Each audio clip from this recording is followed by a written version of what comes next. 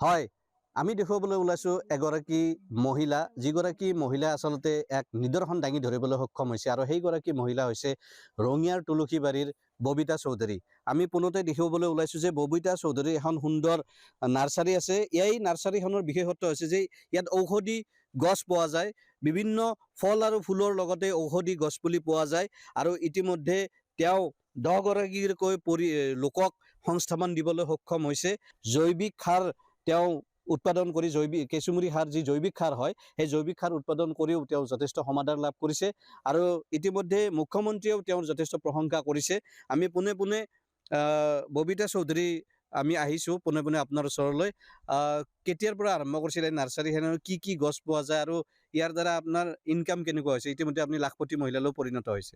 নমস্কাৰ, মোৰ নামটো ববিতা চৌধুৰী ক'লে। মই আজি 5 বছৰৰ পৰা মই SHG গ্ৰুপত আছোঁ। তাৰ লগতে মই SHG গ্ৰুপৰ পৰা কিছু সহায় সুবিধা পাইছোঁ আৰু সেইবিলাক লগাই আৰু তেওঁ এইটো কামেই কৰে, তেওঁ নাৰ্চাৰী কামেই কৰে। আমি এনেকৈ মিলাই এইখন নাৰ্চাৰীখন বহল ভিত্তিত লৈ গৈ আছোঁ আৰু মোৰ লগতে মই 10টা পৰিয়াল সংস্থাপন দিছোঁ আৰু মোৰ ইয়াতে কাম কৰে সিহঁতে। আৰু মই যদি চৰকাৰে মোক আৰু অলপ সহায় সুবিধা দিয়ে তেনেহ'লে মই আৰু 10ৰ ঠাইত 20জনী মহিলা, মোৰ তাত মহিলাই বেছি কাম কৰে আৰু মহিলা মই সংস্থাপন দিব পাৰিম বুলি ভাবিছোঁ। আৰু মাহত কিমানমান টকা ইনকাম কৰিবলৈ সক্ষম হৈছে এইখন নাৰ্চাৰীৰ জৰিয়তে আপুনি? মাহতো 1.5-2 লাখ হৈ যায়। চিজনেল আমি চিজনেল ফ্লাৱাৰটো বেছিকৈ কৰোঁ আৰু বাকী মোৰ ফল ফুলৰ বাৰিষা চিজনৰ কাৰণে ফল মূলৰ গছ সকলোৱে আছে, কিন্তু মই ফুলৰ চিজনত মোৰ অলপ বেছি ইনকামটো হয়। আৰু কি পোৱা যায় ইয়াত আপোনাৰ? সকলো ধৰণৰ বস্তুৱে পোৱা যায়। এখন নাৰ্চাৰীত যিমানখিনি বস্তু থাকিব লাগে সেইখিনি সকলোৱে পোৱা যায়। ঔষধি গছো পোৱা যায়? ইয়াত আমি মেডিচিনেল প্লান্টৰো কাম কৰোঁ, ভাৰ্মি কম্প'জৰ কাম কৰোঁ, মেডিচিনেল প্লান্ট, ফুলৰো সকলো ধৰণৰ ফুলে পোৱা যায়।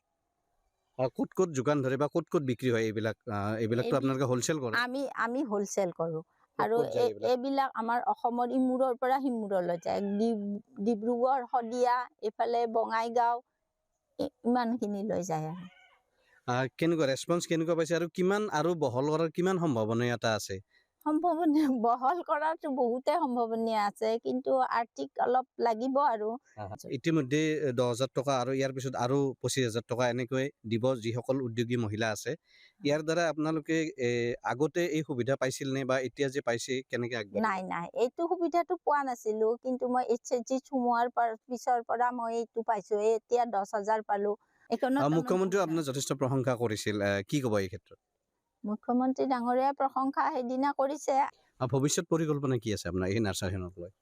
ভৱিষ্যত পৰিকল্পনাটো বহুতে আছে, তথাপিও এইখনেই আমাৰ সপোন। আমাৰ বেলেগ ইনকাম নাই। আমি নাৰ্চাৰীক লৈয়ে এইখন কেনেকৈ আমি বহল ভিত্তিক, অহাবাৰ মই বগনভেলিয়াৰ এটা কাম কৰিম বুলি ভাবিছোঁ। আৰু স্নেক প্লেণ্টবিলাকৰ বগানভেলিয়া, জবা, এইবিলাক পাৰ্মানেণ্ট গছৰ তাৰমানে এটা নতুন আছে, থাকিলেও এইটো বহুত হিচাপে কৰিম, বহল ভিত্তিত কৰিম বুলি ভাবিছোঁ। আৰু নিশ্চিতভাৱে আমি কেমেৰা পাৰ্চন ইন্টাজক দেখাবলৈ কম, সুন্দৰ ইয়াত ঔষধি গছ আছে, বিভিন্ন ধৰণৰ আচলতে বিৰল প্ৰজাতিৰো কিছুমান গছ পুলি দেখিবলৈ পোৱা যায়। ফল ফুলৰ লগতে ঔষধি গুণসম্পন্ন কিছুমান গছ পুলি পোৱা যায়। অসমৰ ইমূৰৰ পৰা সিমূৰলৈ আচলতে এই ধৰণৰ গছ পুলি ইয়াৰ পৰা লৈ গৈ বিক্ৰী কৰা হয়। আন এগৰাকী মহিলা আছে, আমি তেওঁৰ পৰাও জানিব বিচাৰিম। ইতিমধ্যে আদৰ্শত পৰিণত হৈছে ববিতা চৌধুৰী, কি ক'ব? এখেতে যিখিনি কাম কৰি দেখুৱালে, আনৰ বাবে আদৰ্শ হৈছে, আপোনালোকে কি কয়? আমি বহুত ভাল লাগিছে। আমাৰ গাঁৱৰে হয় বাইদেউগৰাকী, এনেকুৱা এগৰাকী বাইদেউক পাই পেলাই আমি বহুত গৌৰৱবোধ কৰোঁ আৰু ভৱিষ্যতে তেওঁ যেন আৰু আগবাঢ়ি যাওক, এয়াই আমি ভগৱানৰ ওচৰত বিচাৰিছোঁ। চৰকাৰে যি ব্যৱস্থা কৰিছে, অসম গ্ৰামীণ জীৱিকা অভিযানৰ জৰিয়তে যি সাহায্য অনুদান দিছে, কি ক'ব? এইটো বহুত ভাল হৈছে। এইটো কাৰণে বহুত মহিলাই উদ্যমী মহিলা আগবাঢ়ি আহিছে আৰু যিমান মহিলা আমি দেখিলোঁ এইবাৰ কোনো একো কাম নকৰাকে থকা নাই। মহিলাবিলাকে নিজৰ ভৰিৰ ওপৰত নিজে থিয় হ'ব বিচাৰিছে আৰু নিজকে স্বাৱলম্বী কৰিবলৈ চেষ্টা কৰিছে। পাকঘৰৰ কাম কাজৰ পৰা আজৰি সময়খিনিত সৎ ব্যৱহাৰ কৰাত এই যি অনুদান কিমান সহায়ক হৈছে? বহুত। এইটো মানে আমি মুখ্যমন্ত্ৰী ডাঙৰীয়াক আমাক ধন্যবাদ জনাইছোঁ। ইমান মানে এইটো বহুত ডাঙৰ পদক্ষেপ লৈছে। কোনো মহিলা এতিয়া ইনে নাথাকে। 10,000 পাই কোনোবাই সৰু সুৰাকে হ'লেও কিবা কিবি কৰিব চেষ্টা কৰিছে, যেন নেক্সট যিটো 25,000 পাব সেইটো পোৱা আশাটো আৰু নিজৰ ভৰিৰ ওপৰত নিজে থিয় হোৱাটো এইটো বহুত ডাঙৰ কথা। হয়, নিশ্চিতভাৱে আচলতে মহিলাসকলে নিজৰ পাকঘৰৰ বা সাংসাৰিক দায়িত্বৰ মাজৰ পৰা যিখিনি আজৰি সময় পায় তাৰ সময়ৰ সদ্ব্যৱহাৰ কৰি আচলতে এনেধৰণৰ কিছু উদ্যোগী কামত জড়িত হৈ আছে আৰু উৎপাদনশীলতা কামত জড়িত হৈ আছে। ববিতা চৌধুৰীয়ে আচলতে দেখুৱাই দিছে যে যি তেওঁৰ কষ্ট, যি তেওঁৰ একাগ্ৰতা আৰু তেওঁ যি পৰিশ্ৰমেৰে এখন সুন্দৰ নাৰ্চাৰী তেওঁৰ স্বামীৰ সৈতে লগ লাগি গঢ়ি তুলিছে, তেওঁ এক আদৰ্শ দাঙি ধৰিবলৈ সক্ষম হৈছে। গতিকে ক'ব লাগিব অসম চৰকাৰৰ যি অসম গ্ৰামীণ জীৱিকা অভিযান আছে, সেই অভিযানৰ জৰিয়তে যি আৰ্থিক সাহায্য লাভ কৰিছে বা আৰ্থিক অনুদান লাভ কৰিছে, তাৰ দ্বাৰা মহিলাসকলে উদ্যোগী হ'বলৈ বা তেওঁলোকে উৎপাদনমুখী কামত জড়িত হ'বলৈ সহায়ক হৈছে।